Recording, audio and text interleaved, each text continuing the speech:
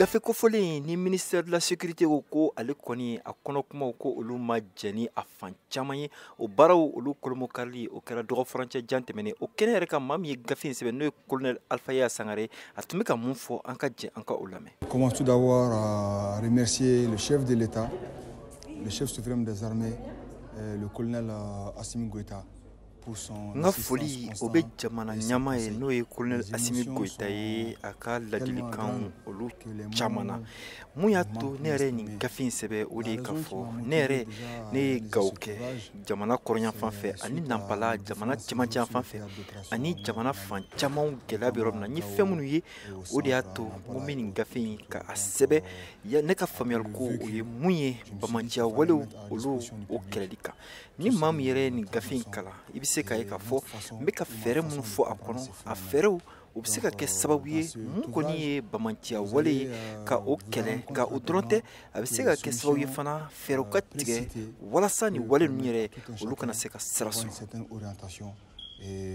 Aller aussi vers un peu de la prévention. Jamana ministre caman kɔni tun bɛ nin kɛnɛ kofɔlen in kan ka a ko ka a seereya mun ye colonel Abdoulaye Mayiga ye n'ale ye mara ɲɛma ye ale fana tun bɛ nin kɛnɛ kofɔlen in kan ale hakilinata o kɛra mun ye ka ɲɛsin nin gafe ma an ka jɛ an ko lamɛn. An bɛ wagati min na bi an bɛɛ lajɛlen bɛnnen don a kan ka fɔ an bɛ Mali kura de kɔnɔ wa lajɛrɛ belebele min n'o tɔgɔ ko Assise nationale de la refondation o kɛra o de y'a to ne kɔni hakili la an bɛ don min na ko bi farafinna gun caman u bɛ se k'u ɲamada Mali ma a bɛ ka bamanciya wale ka o kɛlɛ cogo min na ka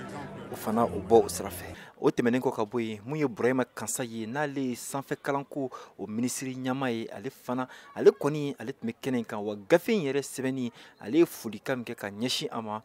an bɛ se k'o fana lamɛn. Ne yɛrɛ bolo nin gafe in kɔni gafe ɲɛnama don wa gafe min don sanfɛ kalan ɲinini ko o gafe de don wa maa min yɛrɛ ye nin gafe in sɛbɛn ale ye gendarmerie o jalatigiba ye an bɛ se k'a bisigi k'a fɔ a ye ɲininiw a ye olu bɛɛ lajɛlen bɔ a sira fɛ cogo min na gafe in a kɔnɔ ko o ka se ka nin ɲinini ninnu kɔni ka o sira ka o taama farafinna gun kan bi mun ye nin waleya cɛjugu minnu ye kɛlen don ka bɛɛ gan a kamana la an kɔni an bɛ laɲini min kɛ nin gafe in kɔnɔ maaw ka se ka u ka tata sɔrɔ a la ka bamanciya walew ka olu kɛlɛ. Pour les Sahel de manière particulière.